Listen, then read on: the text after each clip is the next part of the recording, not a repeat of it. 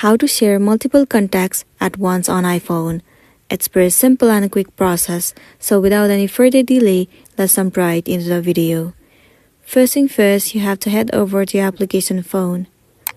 Once you're inside phone, at the bottom you'll be able to see contacts. Click on it. All the list of the contacts will be visible to you. In order for you to select multiple contacts, all you gotta do is tap and hold one of the contacts with 2 fingers and then swipe it down. Swipe down till you where you want to select. Once done, tap and hold, and then this interface will pop up on your screen. You simply have to click on Share.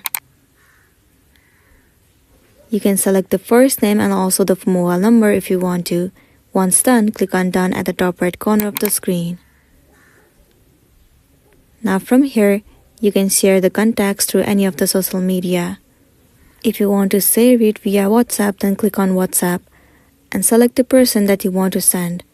You simply have to click on Send and all of these contacts will be sent to this person, and then it'll be good to go. So that's the end of the video. If this video really helped you, give it a like and check out our next tutorial. Thank you.